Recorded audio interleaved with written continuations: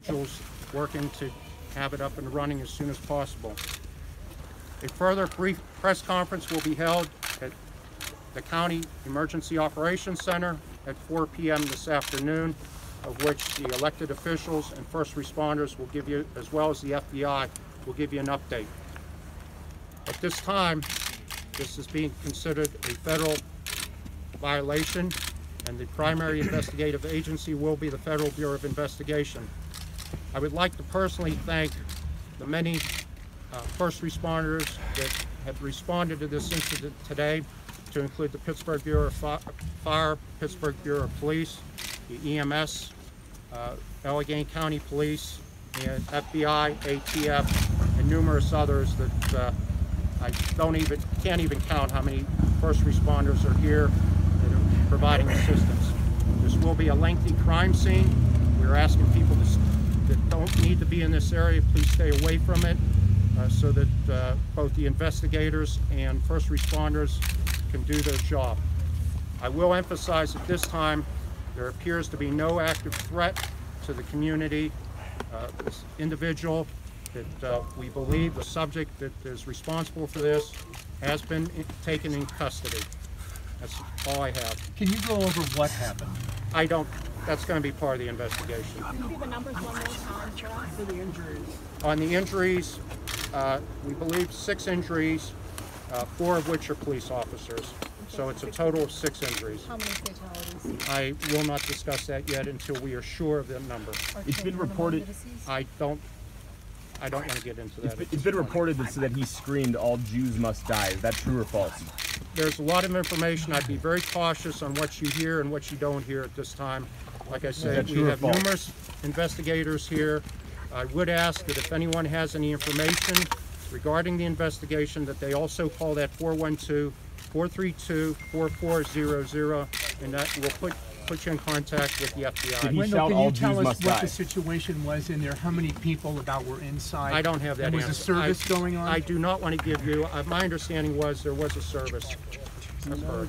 Can you tell us anything about the suspect? Can people in Squirrel Hill leave their houses? That is correct. However, we are setting up a very hard perimeter around the crime scene, and we ask individuals to stay away from that. So there will be a very secure presence around the crime scene, just to protect the integrity of the investigation. With the person taken into custody, did weapons recovered off this person? I don't want to get into that. You believe he acted alone, 100%? I don't want to get into that. Right now, what we have is one subject in custody from the scene. Whether or not, as all these investigations, we have to look into every imaginable fact to find out if there is anyone else that's been involved. What's the next step for you, sir? I'm sorry? Is there any evidence of a bomb? There is not. Explosive ordnance disposal teams went through the scene, and there is no evidence of any IEDs or any further threat. Wendell, for a moment there, you sounded very emotional. Your hand was placed on your shoulder. Tell me how you feel right now. It's a very horrific crime scene. It's one of the worst that I've seen, and I've been on some plane crashes. It's very bad. All right, what's his identity? I do not want to get into that. Like I say, there's a very active investigation going on right now. Have you identified him? I'm sorry? Who are we going to hear from at 4 o'clock? You will hear from myself, the SAC, Special Agent in charge of the FBI, the U.S. Attorney, as well as the elected officials. A lot of moving parts today. What's the next step here? The next step is secure the crime scene. The FBI has both assets from both Western Pennsylvania and from D.C. en route here, so they will be running the investigation and the crime scene with the support of both the Allegheny County Police and the City of Pittsburgh Police. Did the shooter actually attend the synagogue at any capacity? I have no idea. I'd like to also mention the state police.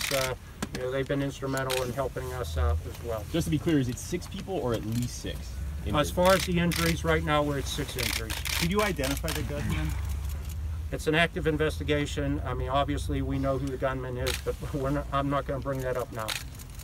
Why are the feds conducting the investigation? As I mentioned before, this falls under a hate crime, being it's a Jewish synagogue, so it will be basically a federal investigation with the assistance of the locals, county, and state police. Is the shooter among those injured?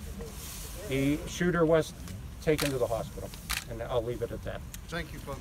Thank you very much.